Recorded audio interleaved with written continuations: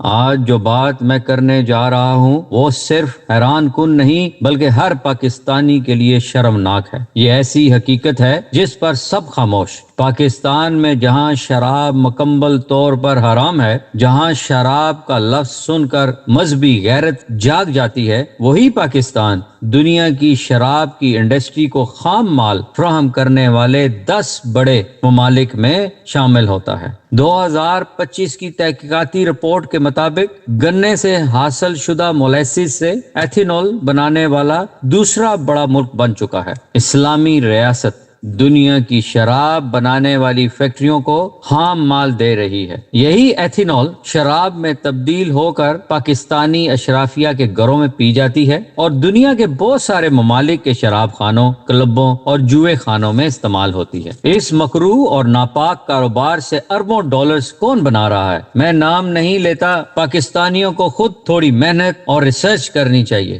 نام نہ لینے کی دوسری وجہ یہ بھی ہے کہ جس معاشرے میں لوگوں کو اسلام سے زیادہ اپنا فرقہ پیارا ہو اور پاکستان سے زیادہ ان کو اپنی سیاسی جماعت سے محبت ہو، تو وہاں پھر ایسی ہی غربت، ناانصافی، اللہ کا عذاب نازل ہوتا ہے۔ پاکستانیوں کو خود فیصلہ کرنا ہوگا، شاید اس سے کوئی اسلامی اور ملی سوچ پیدا ہو۔ پاکستان میں خاص طور پر کپاس کی پٹی کو جان بوجھ کر ختم کیا گیا اور کسانوں کو کم پیداوار اور آمدنی دینے والی زمین کو کمزور اور اس کی قیمت گرا دینے والی گنے کی کاشت پر مجبور کیا گیا۔ اس حکمت عملی نے کسانوں کو نہ صرف اپنی روایتی مہنگی فصل سے محروم کیا بلکہ اس کی زمین کی زرخیزی بھی متاثر ہوئی، جس کی وجہ سے پاکستان کے کسان مزید غریب ہوئے۔ اس موضوع کو سمجھنے کے لیے تاریخ میں جانا ہوگا۔ 20ویں صدی کے شروع میں ہی دنیا کے انتہائی طاقتور اور امیر چند خاندانوں نے فیصلہ کیا کہ ہمیں دنیا کو کنٹرول کرنے کے لیے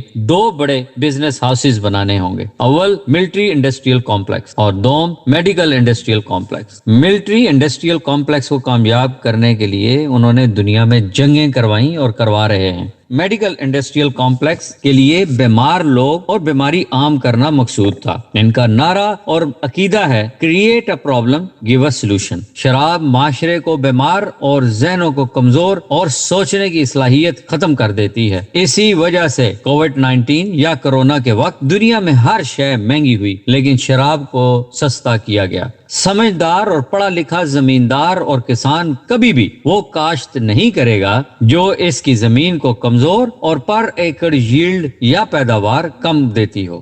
اپنے ملک اور قوم سے محبت کرنے والے حکمران کسانوں کو ہائی ویلیوڈ کراپس اگانے کی تربیت دیتے ہیں، لیکن ہمارے ہاں حکومتی سرکاری سرپرستی میں لالچی ظالم کاروباری لوگوں کو تحفظ دے کر اس زہر کے کاروبار کو پروان چڑھایا گیا ہے۔